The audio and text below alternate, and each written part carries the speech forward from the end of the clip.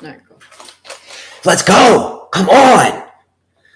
What's going on, Yin Hao Core? Hopefully everything is all right with you. If we cut out, remember we will start a part 2. So apologies in advance. We are using a kind of a new setup for the internet.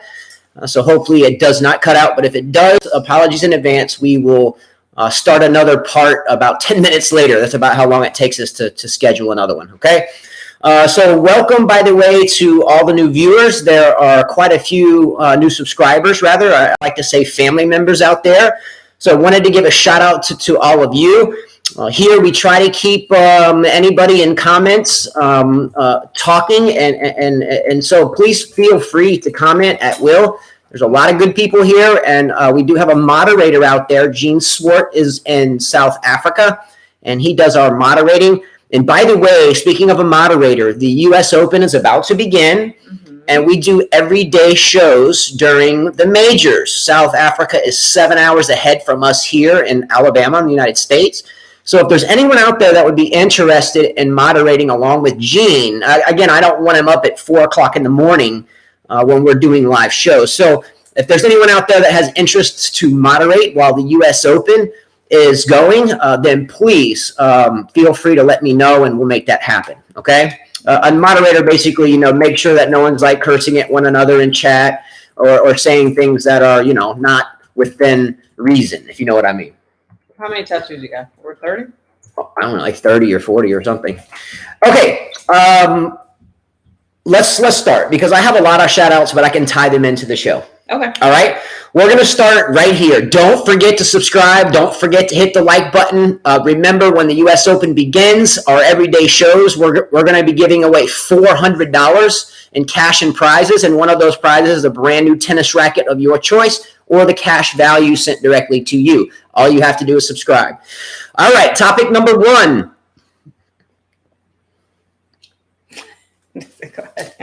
Topic number 1. The more Carla and I continue to watch the Western and Southern Open in Cincinnati, we are further reminded that it's Novak Djokovic and everyone else at this point. Your thoughts on that? I think it's Novak Djokovic versus Medvedev. I still think Djokovic is on a different level than Medvedev. Well, no, he can play on flat. He can play on hard courts. I watch him move. I've been watching him play. He's pretty good on the flat. Why am I saying flat? He hits flat. He's pretty good on hard court. Last time Djokovic and but that's a different surface. Last time Djokovic and Medvedev played, Djokovic was interviewed the day before the match, and he was giggling when he was asked by the journalist or reporter something along the lines of, I think the reporter was kind of saying, "Hey, do you think? What do you need to do against Medvedev?" Is what he asked. Yeah, what do you need to do against Medvedev? And he was kind of giggling in a sense like, yeah, you'll see me drop-shotting him a lot because he has no net game. We've talked about this a lot. We were talking about his lack of net game long before that interview. Yeah, but I don't think you need a net game to win on hard courts. I think he'll do fine. I think he'll surprise us. I don't know. I've been watching him move. For a tall, lanky guy like him, he hits the ball flat. He loves this surface. Loves it. He's comfortable. And I think that, Djokovic will have a little bit of pressure trying to win the U.S. Open, all 4.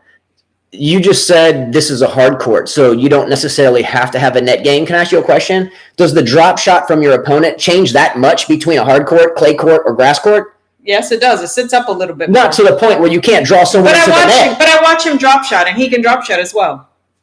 Look, we'll agree to disagree. By the way, next Tuesday, we started this Trash Talk Tuesday thing. Shout out by the way, to Cam Williams. So Cam Williams, you probably know, does play-by-play tennis for tennis matches. And we kind of call him the GOAT of that because we feel he's better than... Is the sound distorted? Or is it just... Is it? Or is it LS Fire that is having issues? Yeah, if there is sound issues, let me know. I just turned the volume down a bit. But shout out to Cam Williams. We were watching his match on the tennis courts. Well, it was on the speaker. And he was talking about that he liked the Trash Talk Tuesday, and we had more members. So shout out to Cam for that. By the way, we didn't meet Cam Williams because of tennis. We met Cam Williams because he bought and sold stuff on eBay, and Carla and I do that when times. We used to do it. No, we don't. No, we don't. Yeah, so that's a good puffy hair going like Serena. Yeah, that's a good side hustle, buying and selling on eBay. If you ever have any questions about how to do that, let me know. It's a good hustle. Anyway. It says a little bit when Justin speaks. So it doesn't necessarily matter what the surface is. You can draw someone into the net. So if you don't have a net game and someone else does, and we're talking about Djokovic versus everyone else, then that basically solidifies my position. It's Djokovic and everybody else. I don't know. I think to help a little bit when you turn it out, maybe some more. Michael Walker, I agree with you. Every match is different. Justin, you can't use last match to determine who will win the next match. Medvedev is fantastic on hard courts. Yeah, I agree with you. I was watching him. He's very clean when he hits. The type of game that you need to win the U.S. Open. Capriati, she was very good on hard courts, even though she didn't win the U.S. Open. Serena's shots are better on this surface. Kvitova, someone like Pliskova, their shots are better. Osaka, another one who likes to hit flat. Her shots work well here. And it's hard to get you at the net. I heard Shanda Rubin saying it's tough to bring Osaka to the net. It's tough to bring Medvedev to the net because the ball, I feel, sits a little bit more, so you could do a lot more with it. So I think that he will have a tough time with him this time. I feel like he has more confidence in himself. I know that in his head, he probably thinks Djokovic is a little bit older, probably a little tired, worn down mentally. So I don't know. I'm going to give him a shot. The chances of Djokovic playing Medvedev is high at the U.S. Open. Depends on the draw, if they're on the same side or not. But if not, the chances are high. They may meet in a final. Reiterate that if you are going to play for the $300 cash pot or the tennis racket of your choice that we send to you, that's going to be one of the categories. You are to predict the men's final. And I can assure you that if Medvedev and Djokovic are on opposite sides of the draw, a lot of people will choose that final. And I can assure you, if that final does occur, that Djokovic will find a way to lure Medvedev into the net and expose his lack of being very good at the net. Is your curl bothering you in front of your hair, or is just that's how it looks on the screen? Oh, no? I didn't realize it. LS Fire says, also his racket supports his flat style big time. Technifiber is great with flat shots. Just watch some reviews. That's a great take. LS Fire, are you a player? You're a player? There's a couple of rackets I've never hit with in my entire life, and one of them is a Technifiber. We have multiple friends that use them, but I've never really asked to hit with one. If you've hit with one, what are your thoughts? How do you like it? I think I've hit with every racket under the sun except Technifiber and some of the head frames. He says, yes. Michael Walker says, Medvedev isn't great at the net, but he's effective. Justin Medvedev and Novak can only meet in the final. He hasn't tried. Ellis Fire said How is it they can only meet in the final? The draws haven't come out. And because he's number 2 in the world. Oh, that's right. Yeah. Good call. I forgot Medvedev is 2. So, yeah, interesting. I don't think he should be 2, but there's no one else that's better than him. He should be 2. I mean, Nadal hasn't been consistent enough this year. I guess I spoke without explaining. I've seen better players in tennis history that are number 2 in the world than Medvedev. I don't think he's a number 2 in the world type player in my history of tennis, right? Well, I mean, I think tennis is changing a bit without the 3 guys there, right? You think? Kind of, it could be anybody's there, really. So yeah. I mean, all right. Enough about that. Next topic we're going to talk about is U.S. men's tennis. I don't want to bore everybody with it, so I'm going to put it out there like this. The past Tuesday, Carl and I were talking smack about U.S. men's tennis, and we have done this for 3 years now. Matter of fact, one of the commentators last night on the Tennis Channel when we were watching the Tsitsipas match indicated that it could be 10 years before the United States has another promising young man. And now that was a commentator on the Tennis Channel. She might have got reprimanded for that. I don't know. Anyway, here are the following U.S. men that are out of Cincinnati. Tiafoe, McDonald, Tommy Paul, Opelka, Giron, Nakashima, Korda, Jay Wolf, Sock, Johnson, Sandgren, and only Isner left. Okay? Who is a veteran. Okay? Now, this sucks. Okay? This sucks. All these American men, they're playing in their backyard in Cincinnati. I mean, they're playing in the U.S. There should be like home field advantage. That isn't happening.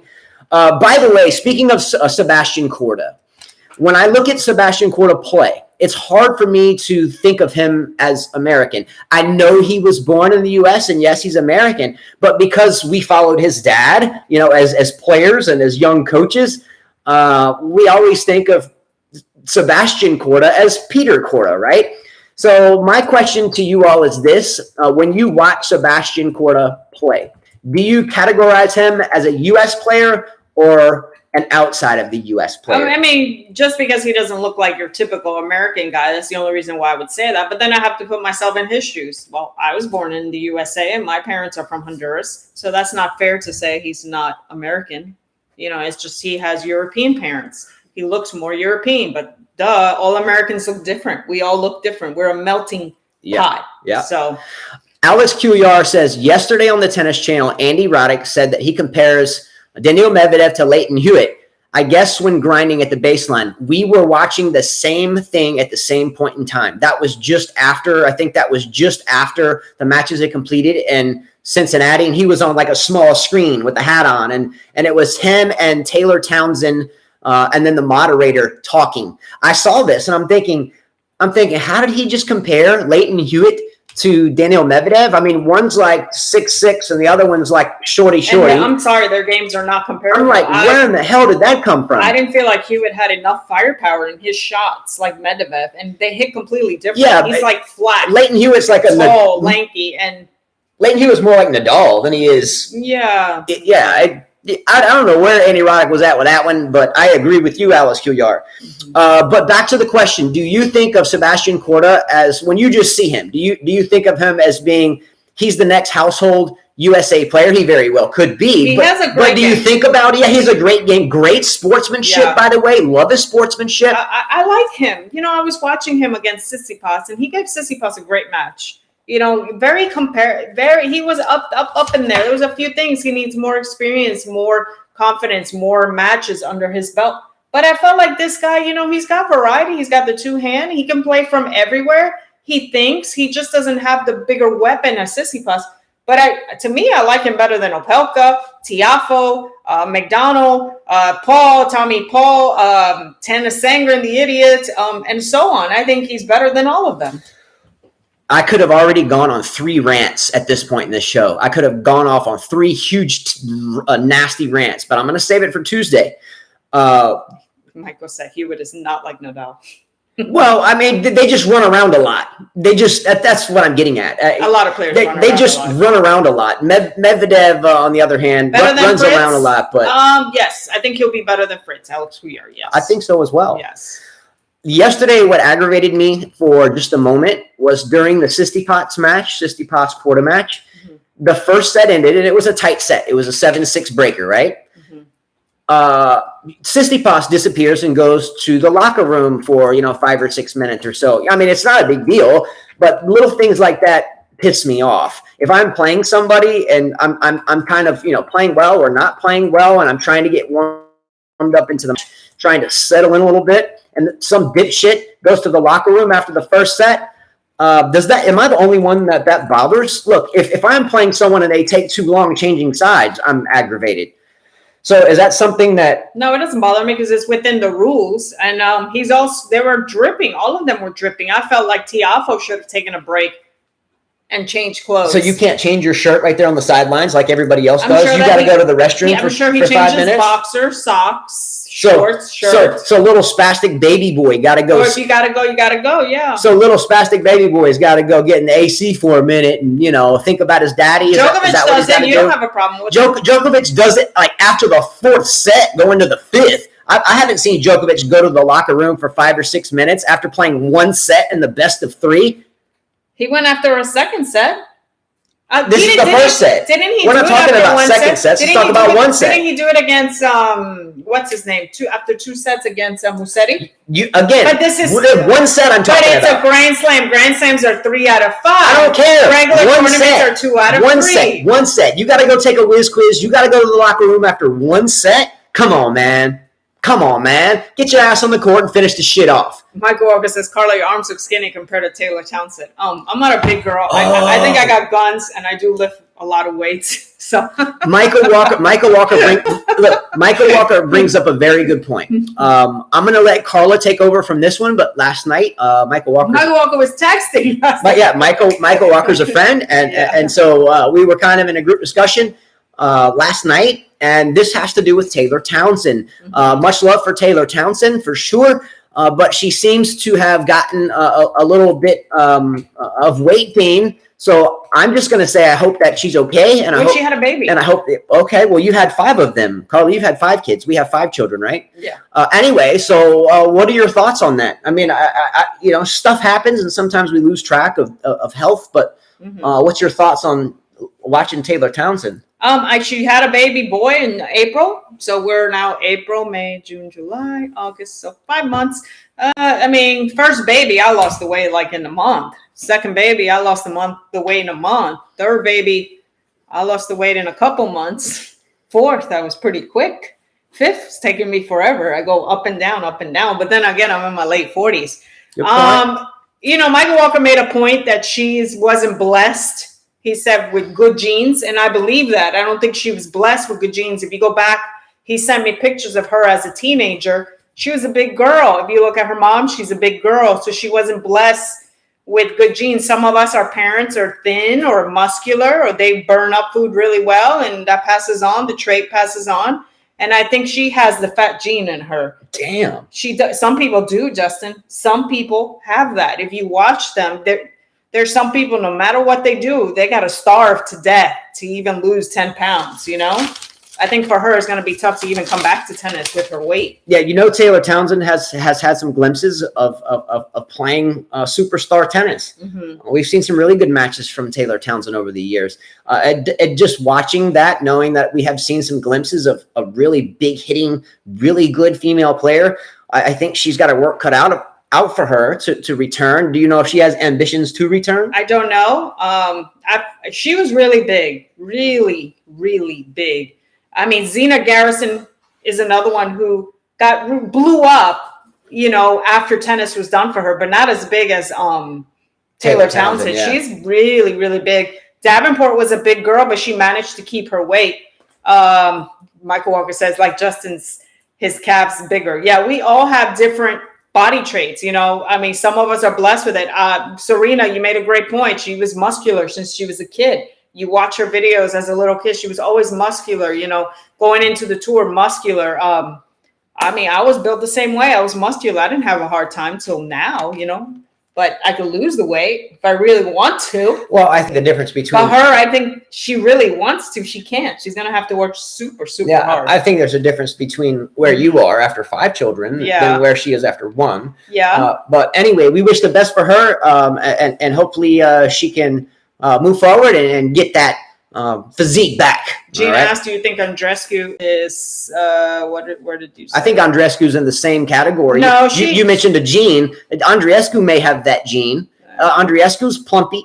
Yeah, and she goes through her phases. She goes through ups and downs, and she goes from thinner to more plumpy. But if you looked at her face in the past tournament, she had a puffy face. She was puffed up a little bit. So you look at these things, and do I consider Andreescu fat? No, I don't consider her fat. No, I think at one point in time we questioned her fitness level. No, we're talking about tennis. There's a difference between fat and not being in good tennis shape. For pro tennis. She's not fat at all. That you can't consider fat. That fat you would have to be very unhealthy, like Taylor Townsend looks very much. Yeah, there's a big difference between someone that's puffy, I guess you could say, maybe retaining water, versus someone that's really gotten kind of drastically out of shape. Yeah. All right, next topic here, and this is going to be a group discussion on physical attributes as well as the player we're going to talk about. Any ATP guys fat? No. I was... Sorry. Fat? No, I don't think so. Fat to say fat? No. Jack Sopp? That's not fat. He's pretty. He's got a beer belly. Not in tennis shape, but not fat. Yeah, I get it. Boris Becker might be a little. But he's like 94, and he's got a kooky. Sanka, he's not fat. They're not fat. You guys are blessed. You guys can eat whatever you want. That's not true. If I eat a donut, my ass will jiggle for a Justin, week. But I don't like donuts anyway. But look, if I drink... Guys have to just stop drinking beer or stop doing one thing. Stop eating bread and they lose 10 pounds. A girl, it's not the same case for her. All right, fair enough. Okay. Justin has no empathy for women who have serious weight issues. That's what Michael Walker said. I actually do, but I think there's a fine line between what you can do for yourself Right. Yeah. Look, there you go. That's a good one. Yeah. But look, obesity is a pandemic. We talk about COVID-19, but obesity is a pandemic and has been, especially in the United States, where 2 out of 3 people you meet are considered somewhat obese, overweight, right? Mm-hmm.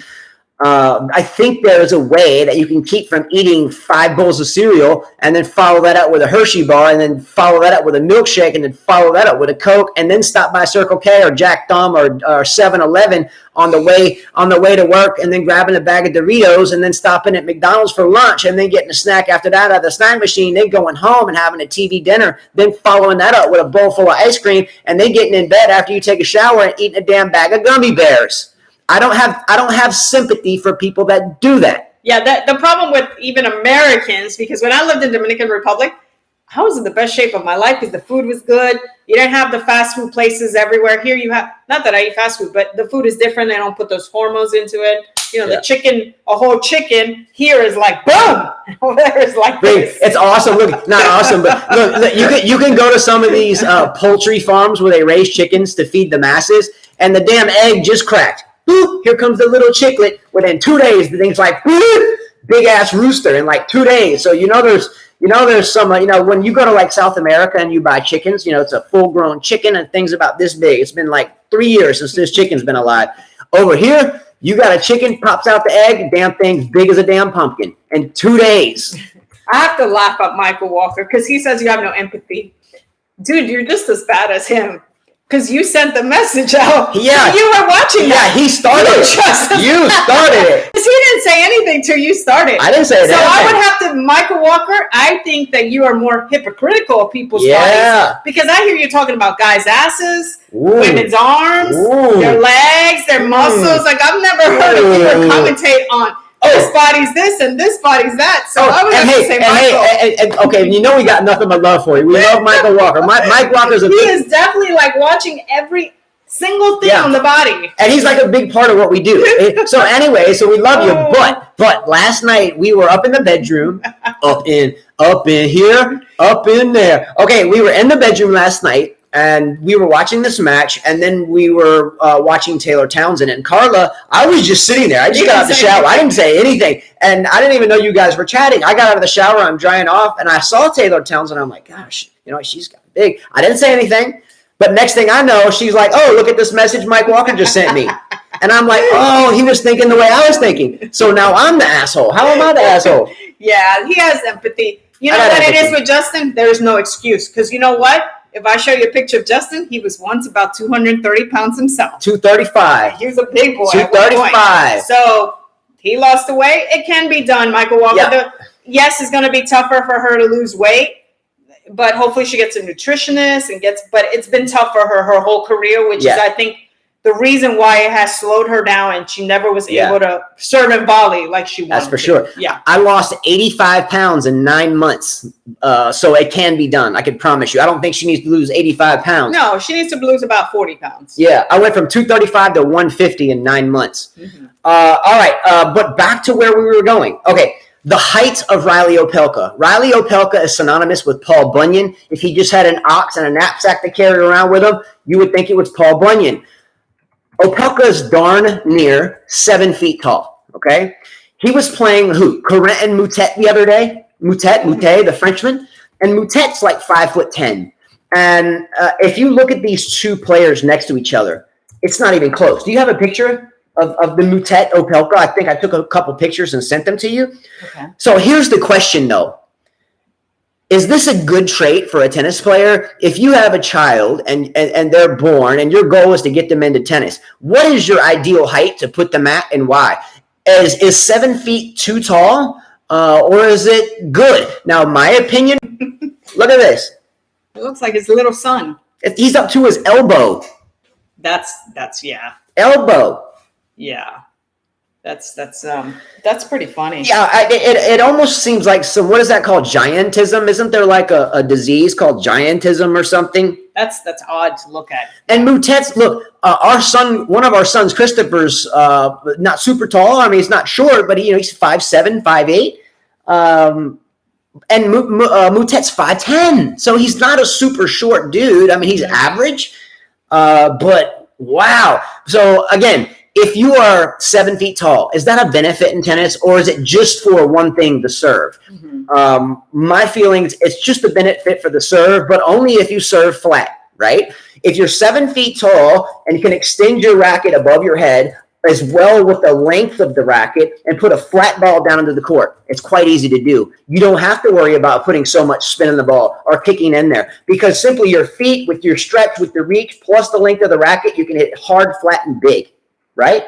You don't have to work so hard at getting your serve at a specific spot. You can just blister that shit, right?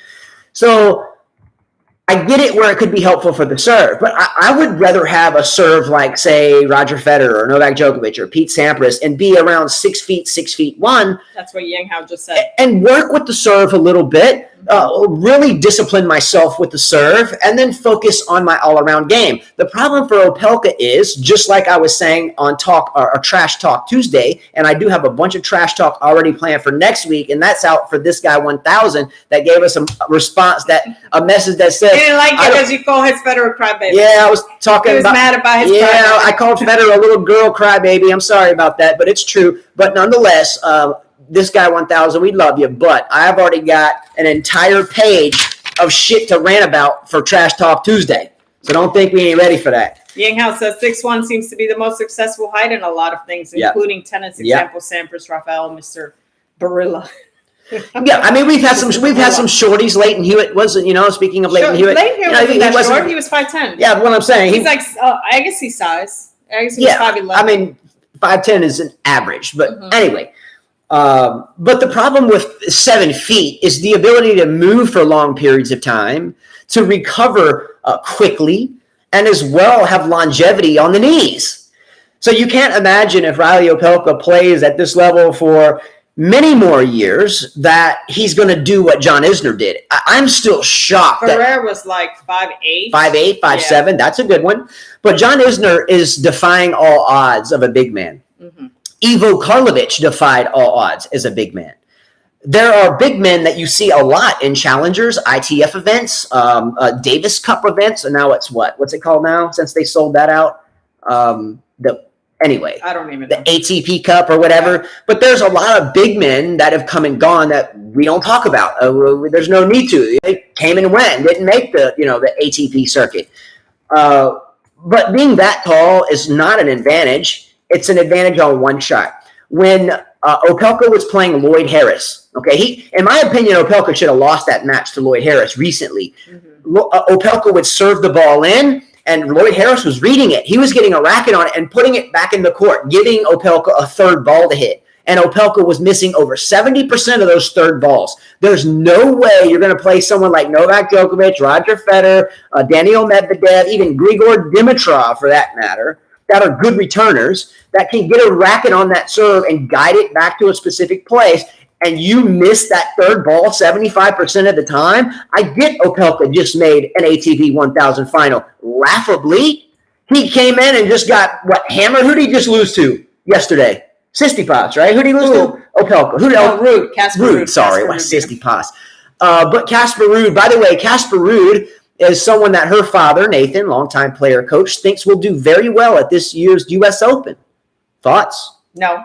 I don't think so either. My dad. I don't know. No. But look, 7 feet's not an advantage. It's in my opinion, a significant disadvantage after your serve may go in or out. Also, women, USA out.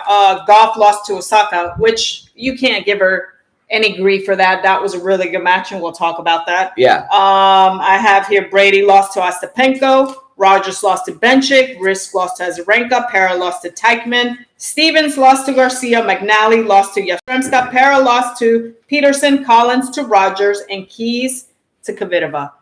So women's tennis in USA, youch. Yeah, and I think we saw some intel that Sophia Kenin was dating her coach. So tell me how this works out. Sophia Kenin. Are we gonna do that subject or no? Okay, well I'm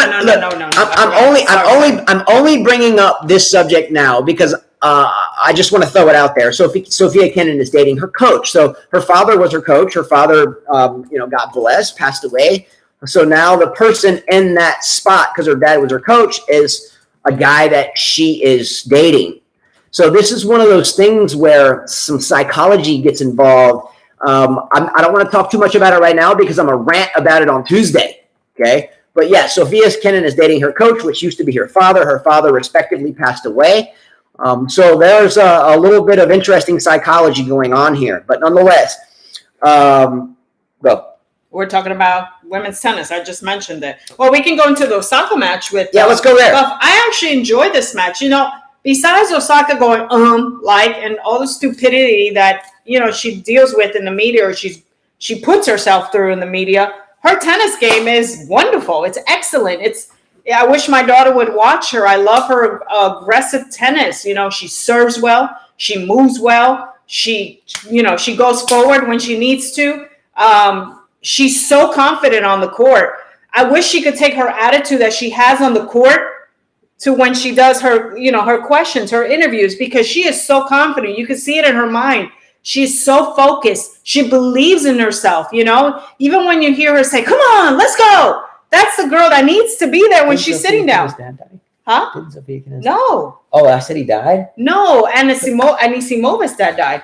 Okay, yeah. I just saw that and I'm like, wait a minute. Anisimova. Oh, sorry. Bad news. Sorry. No. Fake news. Bad. No, Good call there. Like, wait, what? I'm thinking, wait a minute. I'm like, wait, that's Anisimova. Justin, don't say that. Sorry. Yes. Go ahead. No, Anisimova's dad. But again, Osaka, they both play well. Coco Gauff. But Kenin's dad's involved in her career. Yes. Okay. Coco Gauff needs to keep playing matches. She's 17. Her serve had let her down on many important points. She double faulted a lot, where Osaka did not. The experience. She took the first set, though. She did take the first set. The second set was tight, and then Osaka took it from there. I think I knew that was going to happen. I think you did too. The better player, the more mature player on the court, not in life. On the court. And when this match started, by the way, we were in between here in the courts, and Cam Williams was doing it. Mm-hmm. And I put in his comments. I think I super chatted him like $5, and I put in his comment. I was like, Osaka wins big. Mm-hmm. Of course, I was pulling for Gauff, obviously. I love Coco Gauff, and I don't like Osaka, but I thought Osaka would win big. She started slow, and she did turn it around. But I thought Osaka would win big. She didn't win big, but she won the match. She proved that why she has won her slams on hard court, because of her game. She's aggressive. Again, that's why I always say the risky player on hard courts, the flat hitter, the one who goes for it, 1, 2, 3 is the one who usually wins at the U.S. Open, in my opinion. Except for the year that we had Flavia Pennetta against Roberta Vinci. Yeah, but Pennetta was the flat ball hitter in that. Yeah, that's why she that was the year that Vinci beat Serena in the semifinals with Drake and the box watching her play. LS Fire says Gauff has bad posture sometimes, a little hunchback, like Wozniak in the old days. I think her height, she's adjusting to her height. She's lanky, 5'9", good height, very pretty girl. She does kind of remind me of Venus. I think that she will do big things. I think she would definitely win slams. Coco Gauff's the real deal. She's very young. Vinci and Pennetta were in the finals, Gene. Yeah. Vinci beat her in the semis, but I'm talking about the finals. Yeah. Vinci took out Serena in the semis, and then Pennetta, which Flavia Pennetta is. That's why I said she won the U.S. Open, because she was the better hitter. Yeah. And she wasn't. And Pennetta is married to Fabio Fognini. Unfortunately. There you go. Gauff forehand is terrible. It's inconsistent. It's developing. It's loopy. It's loopy. Yeah. It's developing. Again, when you meet young players, it's very common you see loopy balls or loop shots, especially on the backswing for the forehand. Mm-hmm. As junior players, a lot of times we're searching for power, and Carla and I will get students a lot that come from other facilities in this kind of geographical area. And here's the story.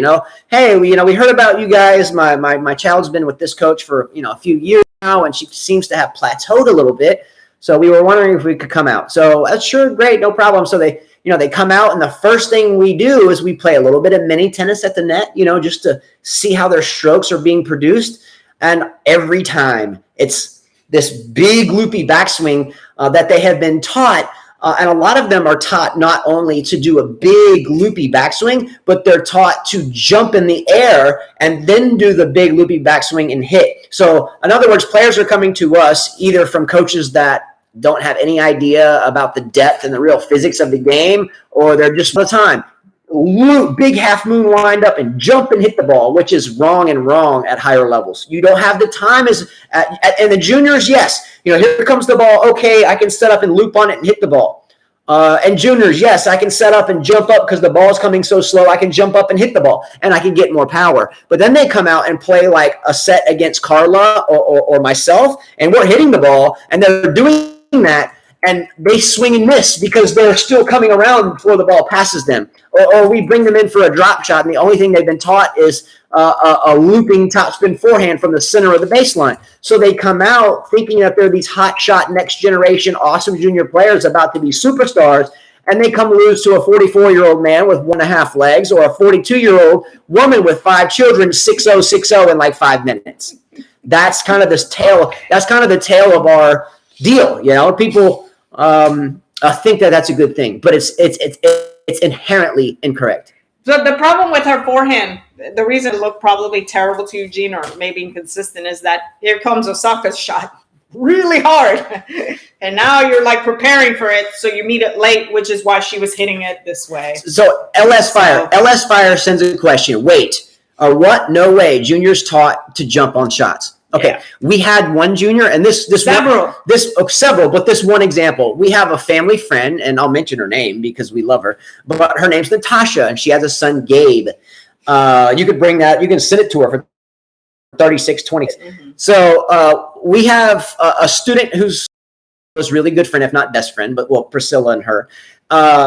He comes to us and he goes to a clinic, and some coach that was teaching this clinic, a Spanish coach, little short guy with Napoleon Dynamite or Napoleon syndrome, really short, but nonetheless, he makes Gabe run around like the facility and do exercises because he didn't jump and lift up and hit the ball.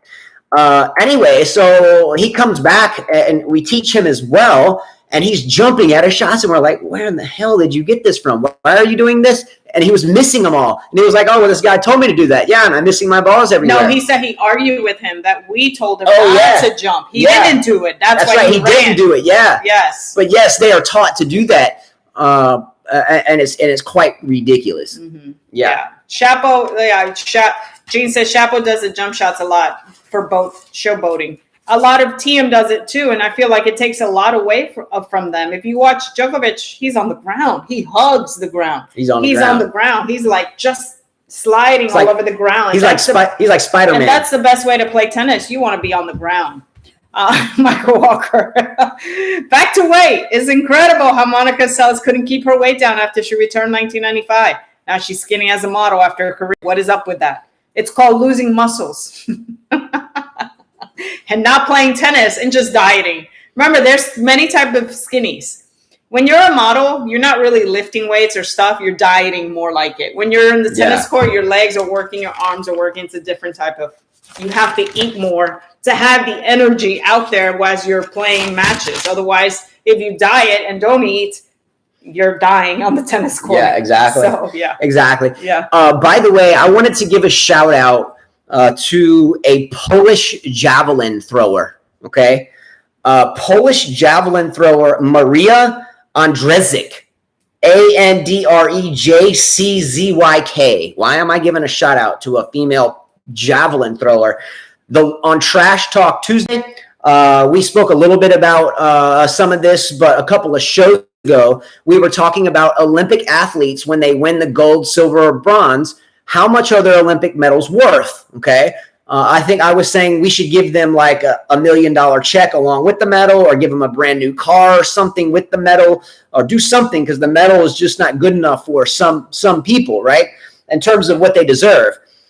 This Polish javelin thrower, javelin thrower, a couple of days ago auctioned off her silver medal. Now, the cost of a silver medal to develop and to make, we looked this up, is about $800 US for the medal and whatever they use. So this Polish javelin thrower found out that there was a little baby, 8 months old, that was in need of an emergency heart surgery.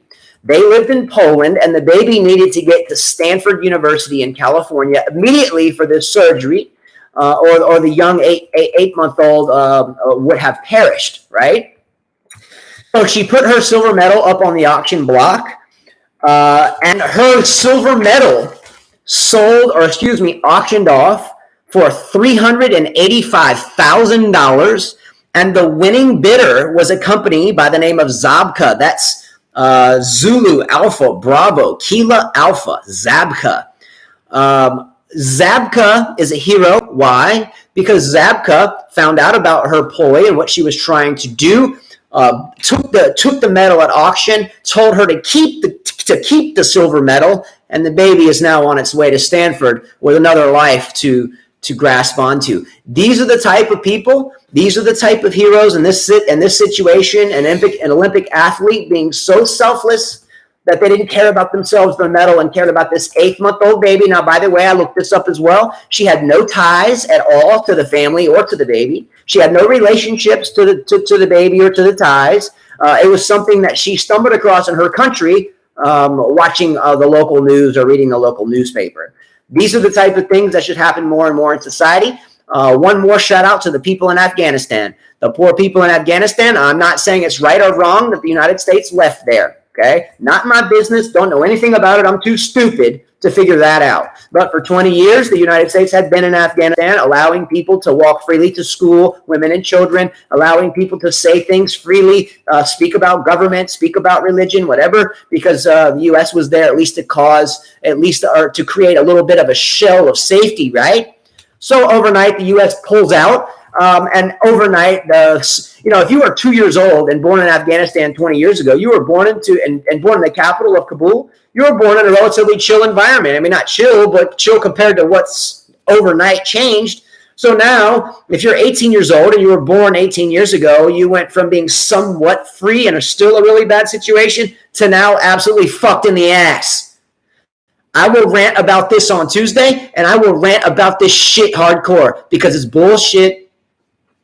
And I forget who it was last week that said, you know what, the USTA should go get some of these young children over there in Afghanistan that have nowhere to go now, namely the women and children, and create tennis players out of them. That was the comment of the year. I forgot who said that, but that was the comment of the damn year. I hate that, man. I'm going to talk about it Tuesday. Next subject. Stupid, man. Bunch of quitters. And that's another thing I'm going to rant about on Tuesday is quitters. Who wants to be around a damn quitter? Like Osaka at the French Open, wins a match, then quit. Federer wins a match, then quit. Get out of here. What's up, Maturity? All right, next subject. Labor Cup? Yes, let's go there. Break the news. Woohoo! Break the news. Federer, Djokovic, Nadal now playing.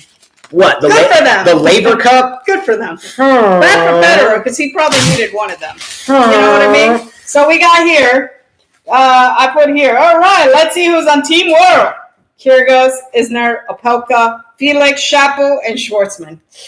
Ouch! Now we got Team Euro. Med, Tsitsipas, Zverev, Rublev, Berrettini, Casper Ruud. They're screwed.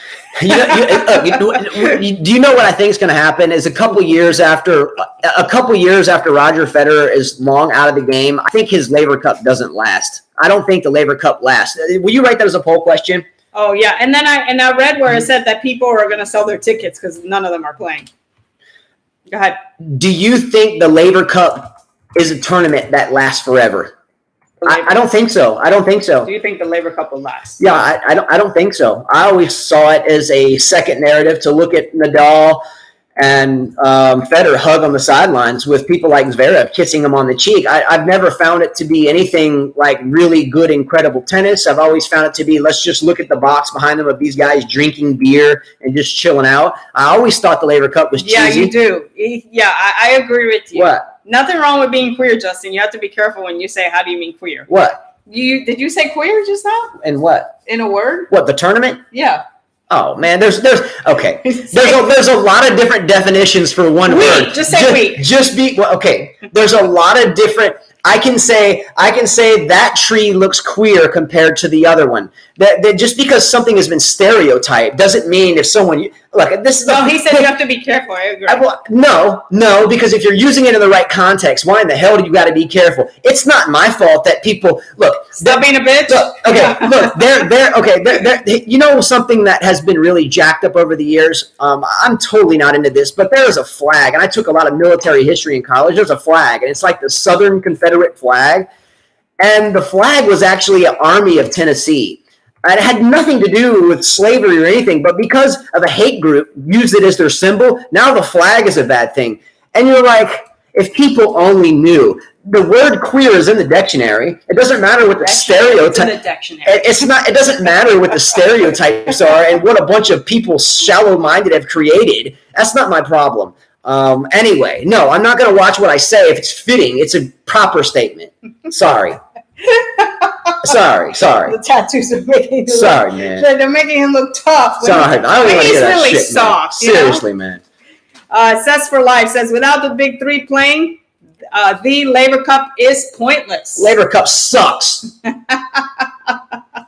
Justin's on the roll here. Forget that. Yang Hao said happy is a better word for it. He should have said the Labor Cup is soft.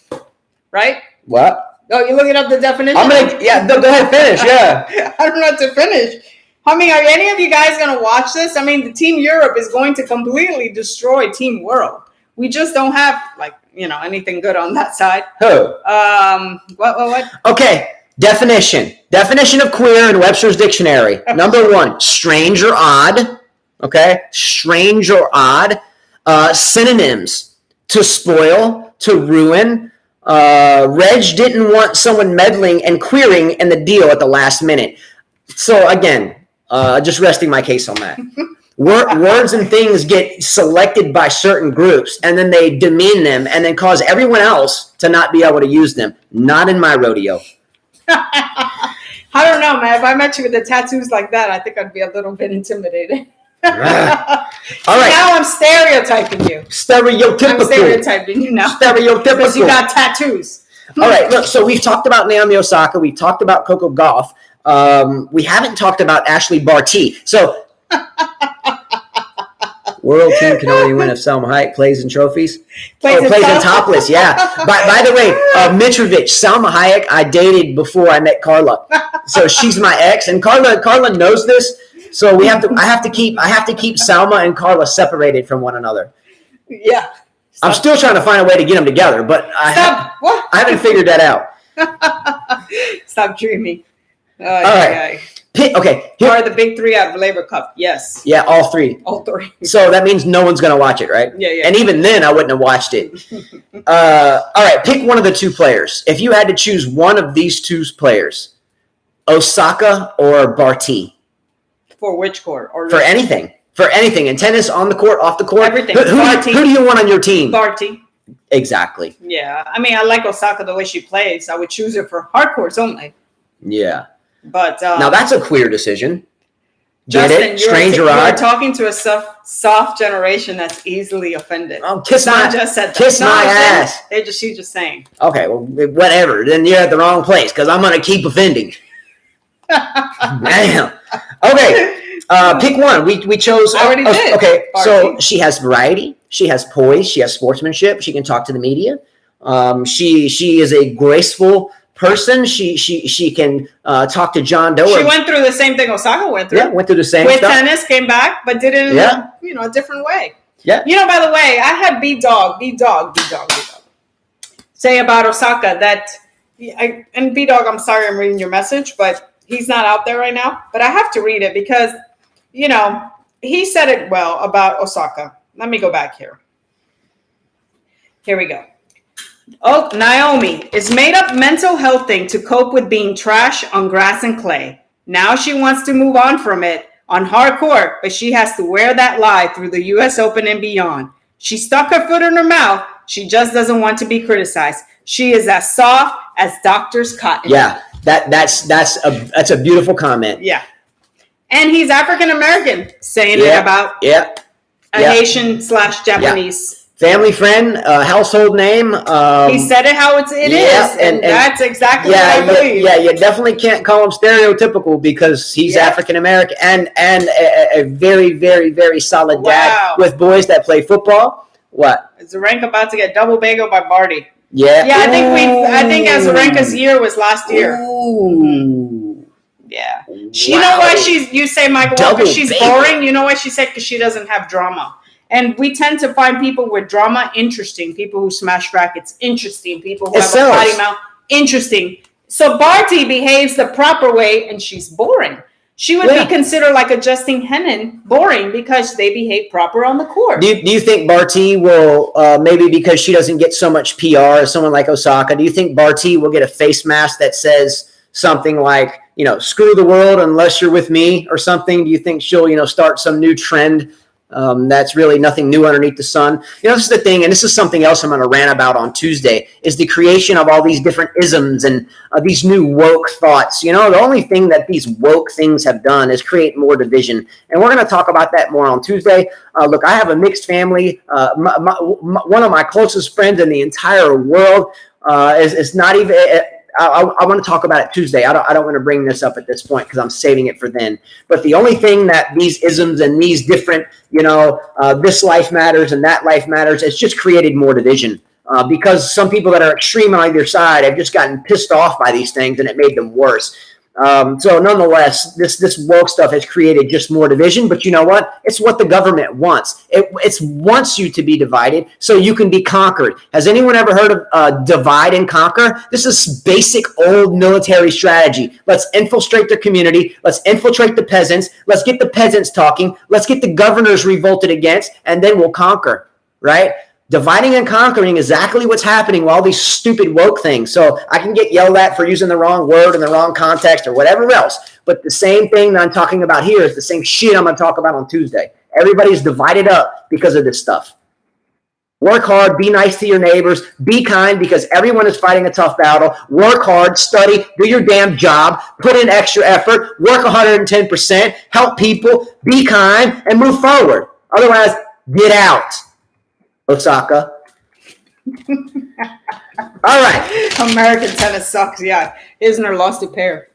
Oh, damn. You mean the guy that has quit during matches and smacked balls into the ground, has acted like an idiot for the past year, has told people that I don't even have to worry about winning my next match. I already won enough, so I'll just quit now. They're going to pay me anyway. That dude? Mm-hmm. Okay. Yeah. What was I going to say? Halep had to pull out. She has a tear in her adductor. Ooh, abductor. That's in here. That's tough for the serve. Her thigh. Adductor. Oh, abductor. Abductor. Okay, abductor, yeah. Yeah. Michael Walker says Sampras was my favorite, but people loved Agassi and found Sampras boring. Again, it's because Sampras had no drama. I agree with you. Yeah. I was watching a video that was superimposed of Roger Federer serving and Pete Sampras serving. And the computer had superimposed the image, and then they put it in slow motion. It was really quite similar, the Sampras serve to the Federer serve, except Federer had more elevation. Mm-hmm. He had more spring in his legs, but it was really quite cool to see. All right, then. Guys, been a great day today. Today is Thursday. We will be back on either tomorrow or Saturday, one of those 2 days. I know Sunday. Probably not Saturday. Okay, well, either tomorrow or Sunday, maybe. The U.S. Open, we're going to be doing these shows every single day. If there's anyone out there, again, Gene Swart is our moderator, our only one, and I love this kid. I've been trying to pay him. I say kid. He's like, 18? Mm-hmm. He's in South Africa, and I know when the U.S. Open comes that they're 7 hours ahead. I keep up with his time zone because I have a lot of respect for this young man. Really smart, and I hope one day he comes here so he can visit with us and he has a place to stay, and any of you know that. But Gene's a really good kid or young man. But I don't want him to wake mom up or something at 5 in the morning or 4 in the morning. If so, great. But if anyone wants to moderate during the U.S. Open, send Carla a message. We're on Facebook. You can find us on Facebook at JUSTIN, so Justin, and then put a space and then Carla. Her name's spelled with a C, CARLA, space Davis. So Justin Carla Davis, and Davis is DAVIS. I think there's a link on this channel, either on the main page on our heading and in the description of the video, I think. But if someone wants to moderate and kind of join the 5K tennis team, let us know. Dusan Dramaknin and Thomas Chi in Slovenia and in Canada will be doing the fantasy team scoring by computer. They've wrote programs for that. I'll be doing it by I hand. don't know. I think Dushan's mad at me because of the Novak Djokovic. Okay, well, I'll do it either way. It doesn't matter. So don't forget, if you want to play the fantasy team competition or want to play the simple game to win $300 or a brand new tennis racket of your choice, I will send it to you from the manufacturer. Make sure to subscribe and to watch the video on this playlist called the U.S. Open 2021 Fantasy Teams and Tennis Racket / $300 giveaway competition. I'm not going to talk about it this year on these other shows. So just watch the video. People watch the video and you won't have to ask too many questions. But if there's something we missed, please ask them and be ready for that. You only need to subscribe. But if anybody wants to moderate, please let us know. Because Gene does a lot of work, and the chat during the majors gets really busy. It's like, so it's nice to get those that are trash talking that we don't know kind of out of it. And all you new viewers, much love. Please comment freely. Don't be scared. Everyone in comments has been a 5K tennis member for a long time, and we talk and we're household names and people like Sister the Queen and Michael Walker and B-Dog, and I mean the list goes on. Simone and Wyndham Chia, and I mean I can roll off names forever. And I had a viewer, MLRD. And you sent me MLRD, yeah. He sent me about 8 pages.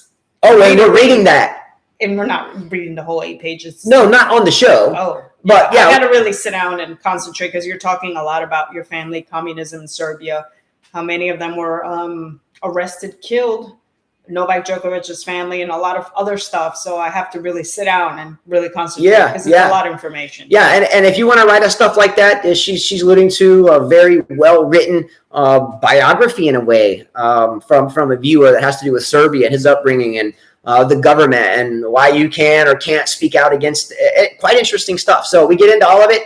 But we'll never read anything without you saying okay to do so. Mm-hmm. All right, guys, take care. We will see you in the next day to 2, and be ready for everyday shows of the U.S. Open. Subscribe if you want the chance to win either $50 times 2 or $300, 2 different games. All right? Adios. See ya.